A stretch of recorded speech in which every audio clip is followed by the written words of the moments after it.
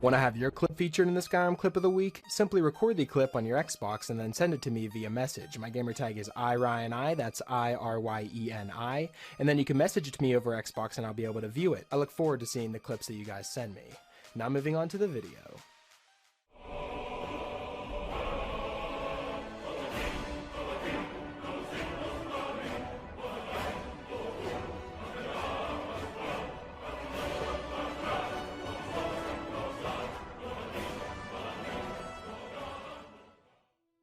Hey, what's up guys, it's Ryan, and welcome back to another episode of Modded Monday. We're on week number 265 now, guys. I've picked out 5 new mods for you guys to check out, and perhaps add them to your load order if you find them interesting. But like always, before we jump into them, I want to remind you guys that I'm partnered with GamerSupps, which in my opinion is the best energy drink on the market, so if that sounds like something you're interested in, be sure to check out the link in the description where you can go to their store page, and you can also use the code RTD for a 10% discount on all your purchases.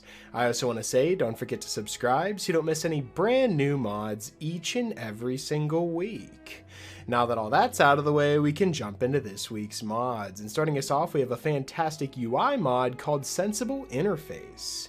Now this mod features hand-tailored fonts with higher clarity books, colored holds and exterior hold markers, a better weight menu with Xbox controls, all at 60 frames per second. And we've been using pretty much the same UI mod for quite some time now. This is Scry UI, that's what I currently use in my load orders, but this is actually a huge mod pack that features tons of different additional quality of life features for UI mods, featuring select Nordic UI sounds, no main menu music, the mod manager cap is now set to 700, so you can install this and then look for other mods in the load order and have a wider selection of different mods to find. It disables all tutorials. You also have Oblivion interaction icons, new hotkey controller button mappings, and an easier dodging with the B button if you do use a dodge behavior mod. So instead of having to do the whole LB and different type of combination to actually dodge roll if you have the ultimate dodge mod installed, you can actually just use B with this mod, and it makes it a lot more actually accessible. Whenever you're in combat, you can just press the B button and be able to dodge and roll in any way you want, and that's actually very useful with this mod if you actually use the ultimate dodge mod.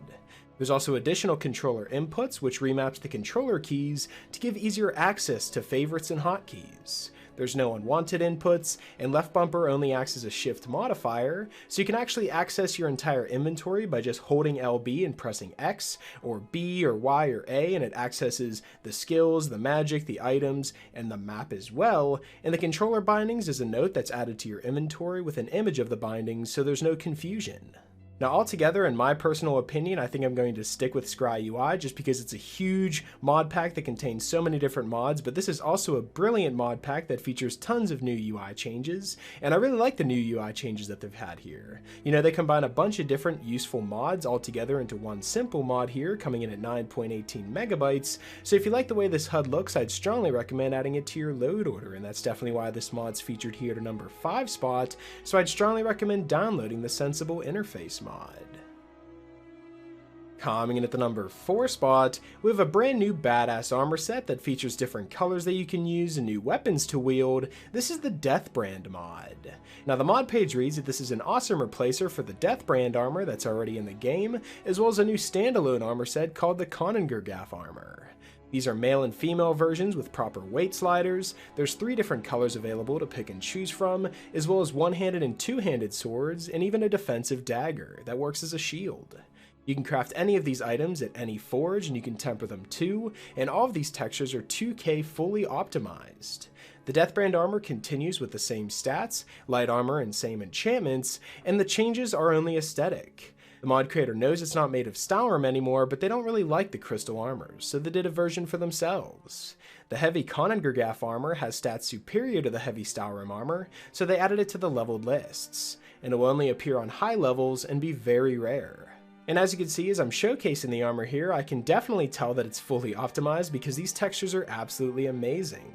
You know, it definitely looks better than the original Deathbrand armor, and I like the fact that they've added a couple colors as well. There's green, brown, and black, and I think this is an absolutely badass looking armor set that'll intimidate any enemy that you come across in Skyrim. So if you're looking for a brand new armor set to use and find throughout your travels, and adding a new stunning set to your armory, then the Deathbrand armor mod is definitely one I'd recommend checking out, and that's definitely why it's featured here at a number 4 spot, so I strongly recommend downloading it and adding it to your load order as well. Coming in at the number 3 spot, we have an amazing new music mod that adds over 84 minutes of new music to Skyrim. This is the Elder Songs fan-made music expansion. The mod page reads that the Elder Songs is a music expansion which adds new music into the game, and it also replaces the main menu music. All of the tracks were written by the mod creator themselves, Mad Vintage, and are all high immersion friendly. Their personal goal was to compose tracks that fit almost seamlessly into the game, and this is an ongoing project and it will be updated in the future as well. This mod covers all different music types, and all of the tracks were explicitly written for this mod and are not used elsewhere. The only purpose of this project is to help the music feel less repetitive after playing this game after all of these years, without ruining the immersion.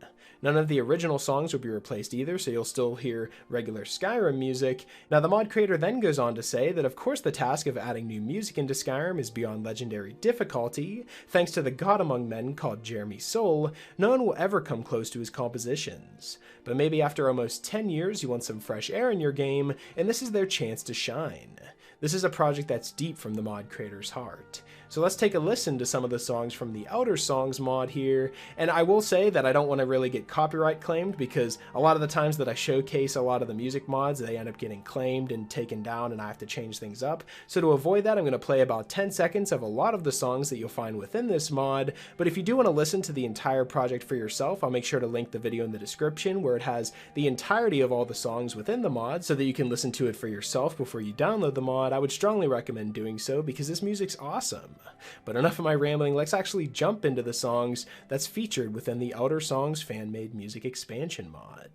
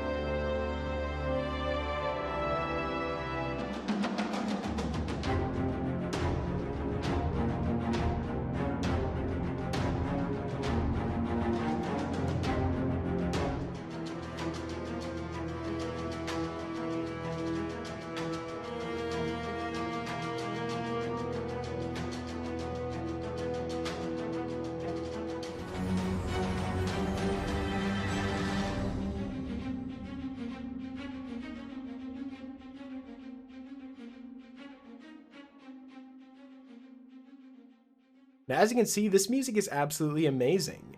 You know, it's very hard for music mods to do this, and I think that the other mod that I really like is Jeremy Soul Inspired Music by Drama Music. I thought that mod was phenomenal, and I almost couldn't live without that whenever I made new load orders. But I think this is definitely a contender there, because this music is very well written, and I really like the sound of it. And I hope you guys did too. So if you're looking for a brand new music mod to add into your game to make the music feel less repetitive, then the Elder Songs fan-made music expansion is definitely a mod I'd recommend checking out. So go download it and experience this brand new music that's added to Skyrim for yourself.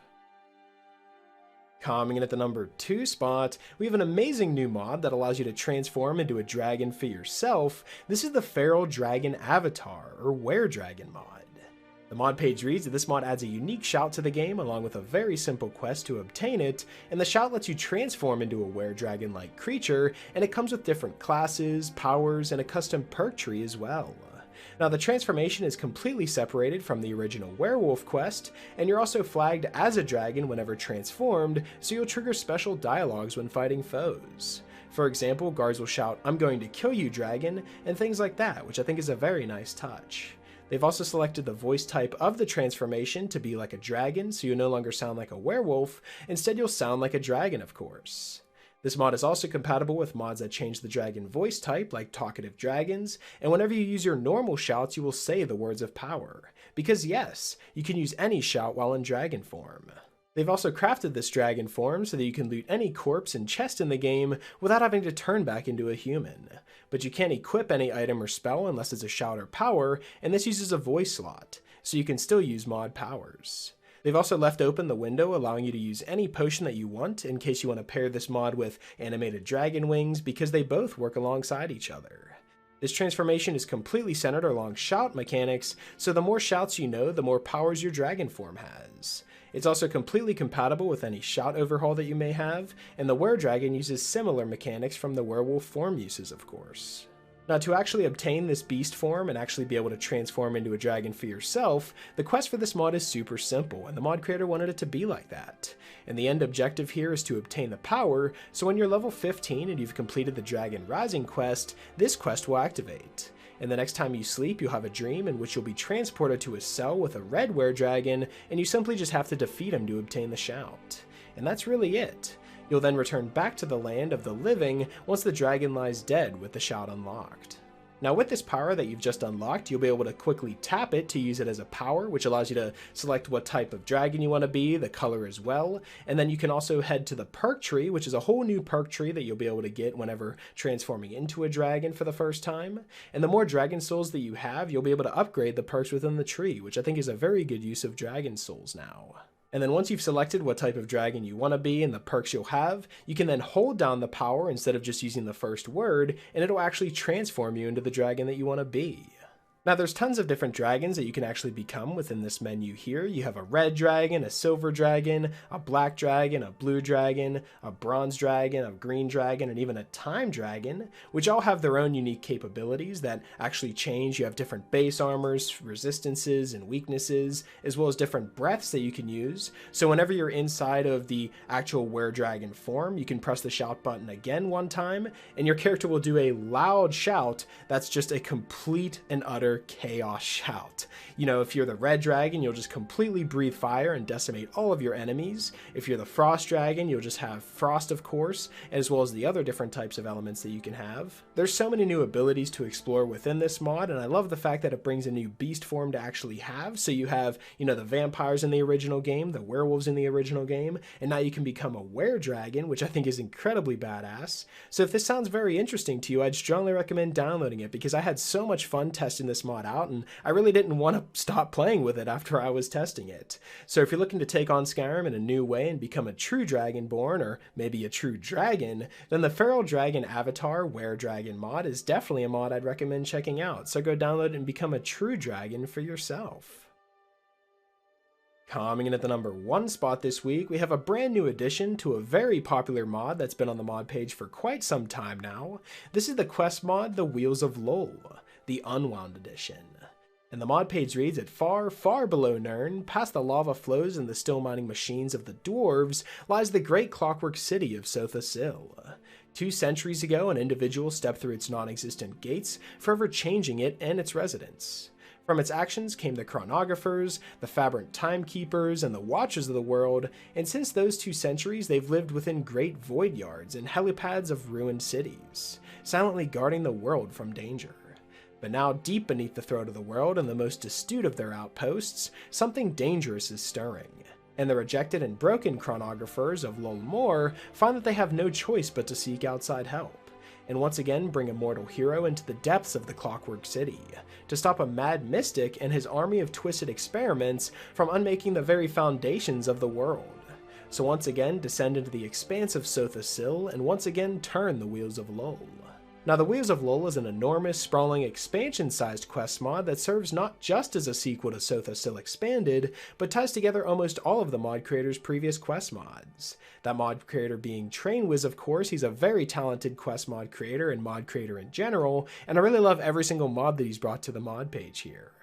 In this mod, the player is recruited into the ranks of a rejected chronographer platoon and shunted off to the Clockwork City outpost of Lull Moor, a precariously perched outpost at the edge of Sotha Sil's domain. Much like Sotha Sil Expanded, this mod gives a focus on puzzle and problem solving. Featuring 5 enormous dungeons with mini-bosses, unique treasures, and plenty of puzzles, you'll have your work cut out for you. The player finds themselves exploring strange new landscapes from the deepest oceans, to underground forests, to giant foundries, and going up against strange new monsters, while wielding several new weapons alongside them. Now, like I said, Wheels of Lull is a quest mod that's been around for a while, but this is a brand new addition that's been added into the mod page here. But this mod has always been on my radar. You know, it's one of the only mods that back in the day whenever I was doing a bunch of different quest mod playthroughs, which I really miss doing, once I get a lot more time, I definitely want to dive into making more quest mod playthroughs because that was so much fun. But this one was always on my radar because I did Falscar, I did a bunch of different quest mods all together. You know, we did the Forgotten City, we did Voyage to the Dreamborn Isles while it was still available. I don't think there's been a bad quest mod that we've brought to the channel, and that might just be my opinion, I'm not really sure, but I've always wanted to do the Wheels of Lull, but never really got around to it. So maybe that's something I'll definitely do in the future, because I definitely want to make more time in my life to bring more quest mod playthroughs and just more content to you guys in general. But if you are looking for a brand new quest mod that's going to take you quite a while and actually bring you on a whole new story within Skyrim that's completely voiced, adds tons of new areas into the game and new unique treasures and bosses to fight, as well as new puzzles to solve, then the Wheels of Lull Unwound Edition is definitely a mod I'd recommend checking out. So go download and experience the brand new Clockwork City for yourself. So that's pretty much it for this week's episode of the top 5 Skyrim mods of the week. Hopefully you guys did enjoy, and if you did, I'd appreciate it if you left a like and subscribe if you're new. It really helps me out a lot. And if you have any suggestions for mods you'd like me to cover in future top 5 mod episodes, be sure to let me know in the comment section below, or you can join our Discord. I'll be sure to leave the Discord link in the description as well as the pinned comment, so you can join us on there and leave mod suggestions there as well. Special shout out to my Patreon supporters. Thank you guys so much for everything that you guys have done for me. And yeah, that's pretty much it. Hopefully you guys did enjoy, and I'll talk to you guys later.